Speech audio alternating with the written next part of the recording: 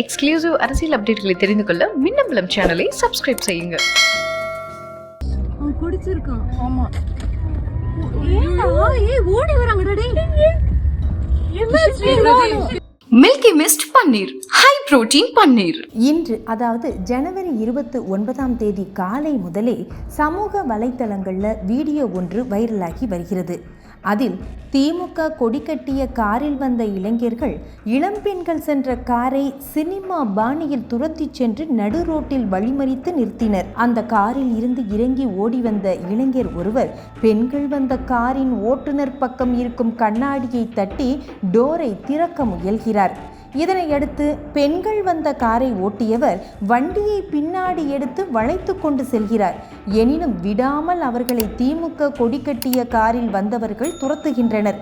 இதனால் பதறிப்போன பெண்கள் மாமாவுக்கு ஃபோன் பண்ணுங்க, டோரை திறக்காதீங்க, பாதுகாப்பு இல்லை என்று அலறுகின்றனர்.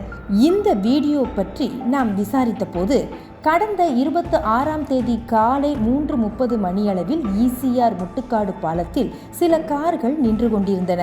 அதில் வந்தவர்கள் காரை விட்டு இறங்கி கடல் காற்றை சுவாசித்து இயற்கையை ரசித்துக் கொண்டிருந்தனர். சில காதல் ஜோடிகளும் இரு பக்கமும் நின்று கொண்டிருந்தனர். அந்த பாலத்தில் ஒரு சஃபாரி காரும் ஒரு தார் காரும் அருகருகே நின்றது. இதில் சஃபாரி காரை வேறொரு கார் உரசிவிட்டது. இதனால் உரசிய காரில் இருந்தவர்களுக்கும் சஃபாரி தார் கார்களில் வந்தவர்களுக்கும் இடையே வாய்ச்சண்டை ஏற்பட்டு சலசலப்பு ஏற்பட்டது. உரசிய காரில் இருந்த ஒரு ஆணும் 5 பெண்களும் அந்த இளைஞர்களை அசிங்கமாக திட்டுவிட்டு இதோ வரேண்டா என்று கூறி காரை வேகமாக எடுத்தனர். இதனால் ஆத்திரமடைந்த சஃபாரி காரில் வந்தவர்களும் தார் காரில் வந்தவர்களும் அந்த பெண்களின் காரை விரட்டி சென்று மடக்கி நிறுத்தி திறக்க முயன்றனர். ஆனால் பெண்கள் தாங்கள் இருந்த காரை சாதுரியமாக ரிவர்ஸ் எடுத்து அவர்கள் வசித்து வரும் சாகர் அபார்ட்மெண்ட்டுக்கு சென்று விட்டனர். இருந்தும் விடாமல் அபார்ட்மெண்ட்டுக்கே வந்து கேட்டை வேகமாக தட்டி கத்தியுள்ளனர் அந்த இளைஞர்கள். அபார்ட்மெண்ட் செக்யூரிட்டிகளோ இளைஞர்களை அங்கிருந்து கிளம்புமாறு கண்டித்தும் அவர்கள் கிளம்பவில்லை.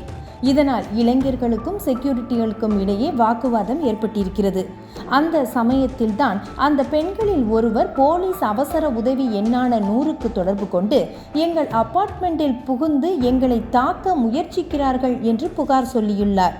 இதனையடுத்து காணத்தூர் போலீசார் சாகர் அபார்ட்மெண்ட்டுக்கு சென்று விசாரித்துவிட்டு என்ன நடந்தது என்று புகார் கொடுங்கள் என்று கேட்டிருக்கிறார். காணத்தூர் காவல் நிலையத்தில் காரில் வந்த சின்னி திலாங் என்ற பெண்மணி மதியம் 12 மணி அளவில் புகார் கொடுத்துள்ளார். அதில் 2 கார்களில் வந்தவர்கள் எங்களை அபார்ட்மெண்ட்டில் புகுந்து தாக்க முயன்றனர் என்று தெரிவித்துள்ளார். போலீசார் புகாரை பெற்றதற்கான CSRஐ கொடுத்தும் அனுப்பியுள்ளனர். இந்த புகார் பெறப்பட்டு 3 நாட்கள் கடந்தும் வழக்கு பதிவு செய்யப்படவில்லை என்ற கோபத்தில் சின்னி திலாங் தரப்பில் இருந்து இளைஞர்கள் விரட்டி வந்த வீடியோ வெளியிடப்பட்டது. இந்த வீடியோவை பார்த்த காவல்துறை உயர் அதிகாரிகள் தாம்பரம் காவல் ஆணையர் அபின் தினேஷ் மோடக் மற்றும் துணை ஆணையர் கார்த்திகேயனிடம் சம்பவம் நடந்து 3 நாட்களாகியும் இன்னும் ஏன் வழக்கு பதிவு செய்யவில்லை, பெண்களை துரத்தியவர்களை ஏன் கைது செய்யவில்லை என்று சரமாரியாக கேள்வி எழுப்பியுள்ளனர். இந்த நிலையில்தான் சம்பந்தப்பட்ட இளைஞர்கள் மீது பெண்கள் வன்கொடுமை தடுப்புச் சட்டம் உட்பட 7 பிரிவுகளில் வழக்கு பதிவு செய்யப்பட்டது. காரின் உரிமையாளர்கள் யார், காரில் வந்த இளைஞர்கள் யார் என தனிப்படை அமைத்து போலீசார் தேடி வருகின்றனர். இதில் சஃபாரி கார் கன்னியாகுமரியைச் சேர்ந்ததும் தார் கார் நங்கநல்லூரை சேர்ந்ததும் விசாரணையில் தெரிய வந்துள்ளது என்கிறார்கள் போலீஸ் வட்டாரத்தில். அண்ணா பல்கலைக்கழக மாணவிக்கு நடந்த கொடுமையை தொடர்ந்து பெண்களின் பாதுகாப்பை கேள்விக்குறியாக்கும் இந்த சம்பவத்துக்கு எதிர்க்கட்சியான அதிமுக பொதுச் செயலாளர் எடப்பாடி பழனிசாமி, பாஜக மாநில தலைவர் அண்ணாமலை உள்ளிட்டோர் கண்டனங்களை தெரிவித்துள்ளனர். மில்கி மிஸ்ட் பன்னீர், ஹை புரோட்டீன் பன்னீர். மின்னம்பலம்.com தமிழின் முதல் மொபைல் பத்திரிகை.